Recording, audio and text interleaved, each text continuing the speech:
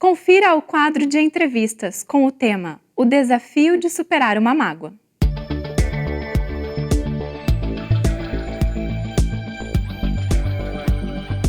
Olá, uma alegria ter você de volta conosco em mais um programa A Vida em Foco. Na nossa conversa de hoje, no nosso bate-papo de hoje, temos a presença de Marcelo Garcia Collen, médico, graduado pela Universidade Federal do Paraná, com mestrado em epidemiologia pela Universidade Federal do Rio Grande do Sul. Bastante jovem ainda, Marcelo fundou a Sociedade Espírita Laços Fraternos em Curitiba, self.org.br. Marcelo? Olá, muito obrigado por estar aqui novamente. Tudo bem, Marcelo. Todos vivemos em sociedade, todos vivemos relacionamentos, e relacionamentos geram, naturalmente, demandas, geram atritos. Muitos relacionamentos produzem mágoa. E hoje o nosso tema é o desafio de superar a mágoa. Eu gostaria de começar perguntando para você, Marcelo. Claro, a sua experiência como médico, a sua experiência como espírita militante já há alguns anos. Qual o papel da mágoa e do perdão na saúde emocional das pessoas? Nós estamos aí trabalhando com as duas antíteses, né? Tese e antítese. A mágoa, ela afeta profundamente a saúde emocional de qualquer pessoa. Aquelas pessoas que a gente já vê que andam, parece que arrastam aquela nuvem negra, que estão sempre com alguma coisa em torno delas, que são amarguradas mesmo com a vida, frequentemente vão ter esse seu estado emocional ligado ao acúmulo de mágoas. As mágoas parece que vão pesando sobre os ombros e elas vão assim arrastando cada vez mais. Como você disse bem, uma vez que a gente vive em sociedade, não tem como não enfrentar conflitos. E nos conflitos sobram mágoas. Então, do outro lado, nós vamos ter aquelas pessoas que têm muita capacidade de perdoar, que superam essas dificuldades, superam esses entreveros, e são pessoas que geralmente andam com mais leveza pela vida. Às vezes é um erro nosso achar que as pessoas que têm mais leveza são aquelas que não passaram por problemas. Não, me parece que as pessoas que vivem mais leves são aquelas que aprenderam a superar as suas mágoas e seguir em frente, apesar das dificuldades. E essa é a grande diferença. Aqueles que se apegam às suas mágoas vivem amargurados. Aqueles que conseguem se livrar, se libertar das suas mágoas, parecem que vivem com mais alegria, mais despertos, mais coloridos com a sua vida. Entendi, Marcelo. Bom, naturalmente você é médico e na sua experiência profissional já observou muita coisa, né? Porque você atende pessoas todos os dias. Existe impacto também na saúde física do indivíduo? A nossa saúde física é um reflexo de como nós estamos espiritualmente, como nós estamos emocionalmente. Alguns autores, um tempo atrás, começaram a tentar traçar alguns padrões. Então, por exemplo, eles disseram que tem pessoas que têm personalidade do tipo A. O que é uma personalidade do tipo A? É aquela pessoa explosiva, aquela pessoa agressiva, aquela pessoa altamente competitiva, aquela pessoa que não leva nada para casa. E tem do outro lado algumas pessoas que teriam uma personalidade do tipo B, que são aquelas que são introspectivas, que guardam tudo, que são muito sensíveis, que com qualquer coisa se afetam.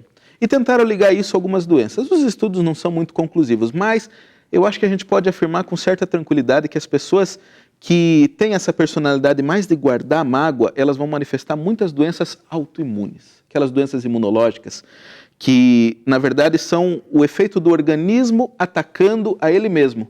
Parece que no corpo acontece um reflexo do que está acontecendo na emoção. A pessoa está brigando com aquele sentimento e o corpo começa a entrar em guerra com ele mesmo.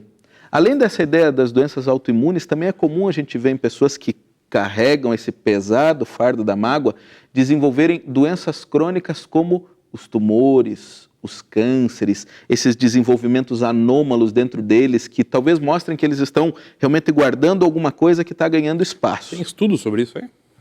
Tem estudos que mostram essa tendência que as pessoas têm, assim como muitas vezes as pessoas se recuperarem de algumas dessas doenças quando elas conseguem liberar algumas dessas mágoas. Então tem alguns autores que estudam basicamente o perdão, como a doutora Robin Kazarian, o Dr. Fred Luskin nos Estados Unidos e outros por todos os lugares. O Dr. Fred Luskin fez um estudo muito interessante. Ele pegou pessoas que tinham passado pela perseguição religiosa lá na Irlanda.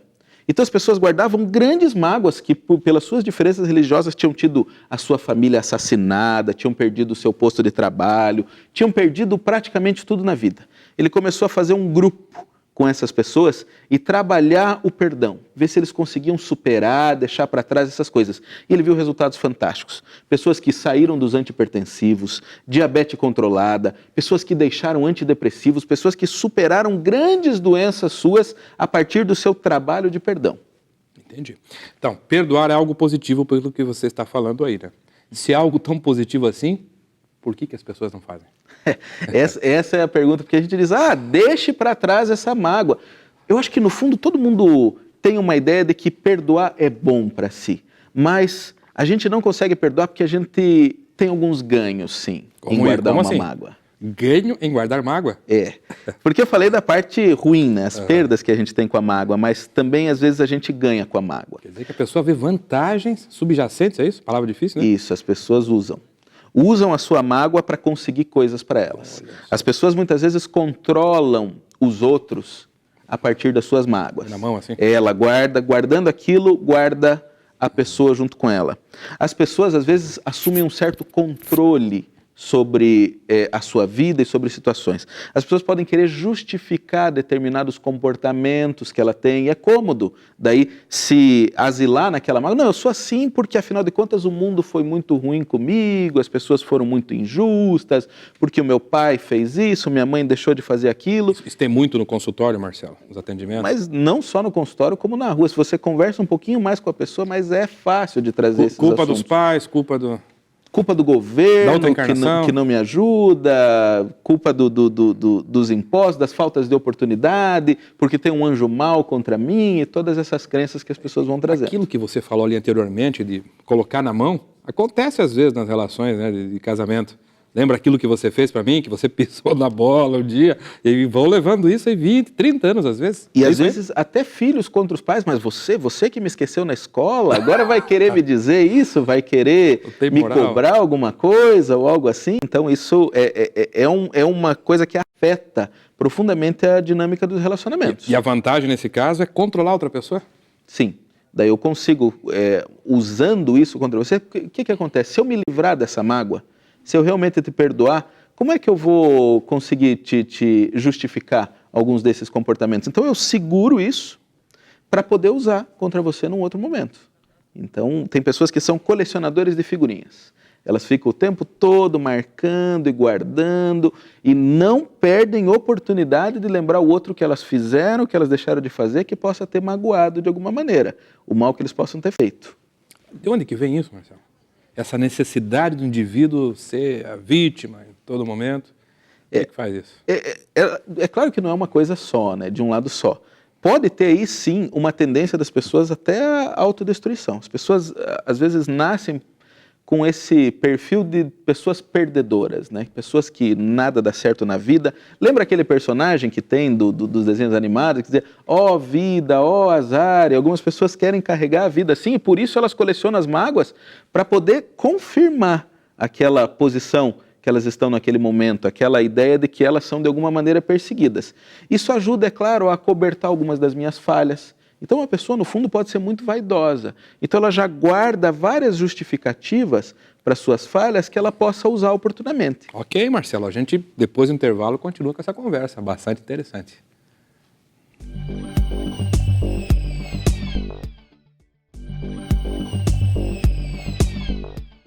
Retornamos agora com a entrevista de hoje, com o tema O Desafio de Superar uma Mágoa. Olá, estamos de volta com o tema O Desafio de Superar a Mágoa. Marcelo, de toda essa conversa boa aí, tem uma questão básica. Qual é o conceito de perdão? Você pode falar do ponto de vista médico, mas eu acho que o conceito que a doutrina espírita nos oferece de perdão é, francamente, extraordinário. Você sabe, Márcio, é interessante você tocar nesse assunto, porque muitas vezes a nossa dificuldade de perdoar está justamente em a gente não entender exatamente o que significa o perdão. Por exemplo, às vezes as pessoas acham que perdoar é esquecer. Não, se eu perdoei, eu não lembro mais o que aconteceu. Isso não é um problema emocional, isso é um problema de memória.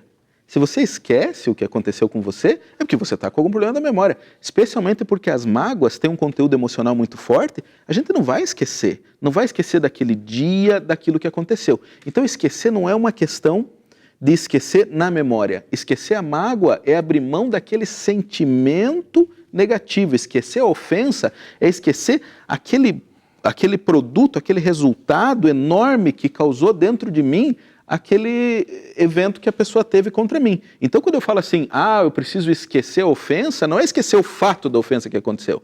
É esquecer, é deixar de lado aquele conteúdo negativo todo que ela gerou. Outro problema que tem com relação ao conceito do perdão é que algumas pessoas acham que assim, não, se eu perdoar o Márcio, eu estou dizendo que é certo aquilo que ele fez para mim. Isso é um equívoco também.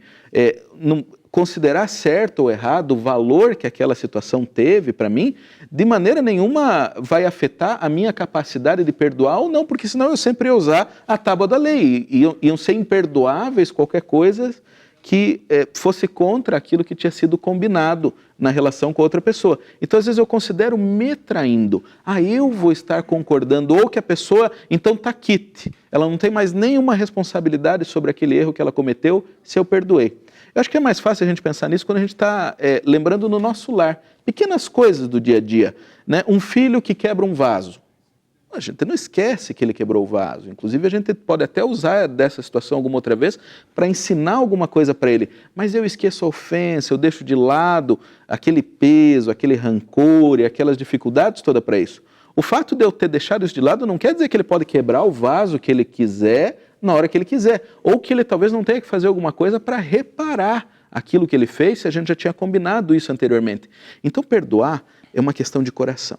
Perdoar não é uma questão aqui da cabeça, perdoar não é uma questão jurídica ou de justiça, perdoar é uma questão de transformar o nosso sentimento. Quando eu estou falando em conceito de perdão, é conseguir transformar todas aquelas negatividades, tentar extrair o que haja de positivo, neutralizar aquilo que não tem utilidade nenhuma e seguir em frente. Perdoar, então, é conseguir deixar para trás aquele saco de pedras que nos arrasta, aquela dificuldade que nos traz mau humor, que nos traz desgosto, que nos traz amargura diante da vida. Então, perdoar é uma sublimação de um sentimento. É por aí que a gente deve ir olhando a ideia do perdão. Uma vez, Marcelo, eu acho que você estava nesse evento até, nós ouvimos um médico, companheiro nosso da cidade de Belém, no Pará, falando a respeito de perdão e evocando um conceito naturalmente baseado na etimologia da própria palavra. Perdão vem do latim perdonare. Então ele nos lembrava que pernoitar é passar a noite inteira, perfazer é fazer integralmente, percorrer é correr todo o caminho. Perdonare significa doar-se por inteiro. Essa capacidade de, além de transformar esse saco de pedra em flores, talvez, né? Mas de estabelecer uma ponte de reconciliação, porque às vezes parece que, né, mesmo você perdoando alguém de coração, o outro não consegue restabelecer essa conexão. Então nós vemos muitas mães, por exemplo, com filhos ingratos, visitando esses filhos no presídio, muitos deles se tornando criminosos, né? E as mães estão lá aos finais de semana, a gente fica pensando que sentimento é esse que faz com que as pessoas, e os pais que são tratados também com ingratidão. É por aí? Não, agora eu vou te dar mais uma ideia dentro disso ainda, que é bem interessante. Porque quando a gente está falando de se dar integralmente, também a gente cai um pouco naquele caminho de amar o inimigo, não amar o inimigo, se o amor que eu tenho por inimigo é igual ao amor que eu tenho por um amigo e coisas desse gênero. No perdão também tem um raciocínio muito interessante que a gente pode fazer. Quando a gente está perdoando de fato a pessoa, a gente está abrindo mão da nossa sanha de justiceiros. Quando eu estou perdoando a pessoa, eu estou dizendo assim, não vou ser eu que eu vou te cobrar. Então, no fundo das contas, quando eu consigo de fato perdoar uma pessoa, partindo do pressuposto que nós já falamos, que eu não estou concordando com o que ela fez, que eu não estou achando que é certo, que eu não estou liberando ela do erro, na verdade, eu estou entregando isso nas mãos de Deus. Então, a pessoa, para conseguir perdoar, ela tem que ser capaz de sair do mundo, às vezes mesquinho, egoísta. Está percebendo? Às vezes a pessoa que guarda a mágoa, ela é egoísta. Ela acha que ela que teve todo o seu direito ofendido e que ela que vai buscar a reparação. Não.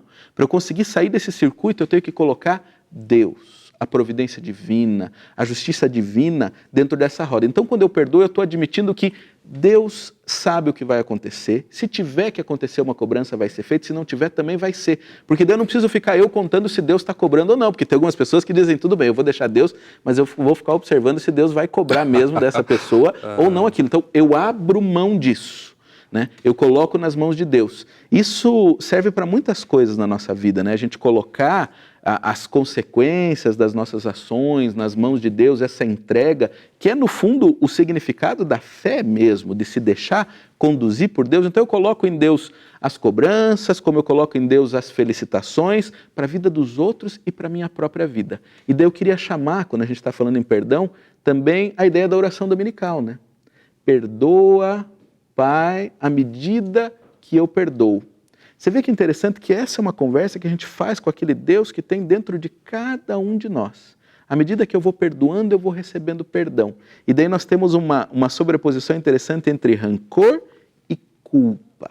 Certamente que a culpa vai ser um mote para um outro programa nosso. Mas à medida que eu vou me liberando da mágoa, eu também consigo me liberar da culpa. Se eu consigo perdoar o outro mal que me fez, eu consigo também começar a me perdoar pelos males que eu fiz. Isso tudo está nesse caminho da entrega a Deus. Muito bem, Marcelo, deixo para você as considerações finais, né? Me ficou aí também clara a ideia de que o indivíduo que não perdoa revela uma rebeldia, uma revolta em relação a Deus. E que também um sistema de crenças faz muita diferença nessa hora. Faz muita diferença. Eu acho que só realmente aqueles que se alicerçam na fé, aqueles que estão em paz de consciência com Deus e consigo mesmo é que conseguem perdoar e superar esses grandes obstáculos do caminho. Valeu, Marcelo, muito obrigado. O tempo é limitado, seguramente nós vamos retornar aos temas que ficaram aí pendurados, né? Culpa, arrependimento. Muito obrigado a você que nos acompanhou nesses minutos. Se você tiver dúvidas, sugestões, críticas, propostas de temas, contato@vidaemfoco.com.br, porque a sociedade tem muitas perguntas e o Espiritismo tem respostas profundas para a solução dos nossos diversos conflitos.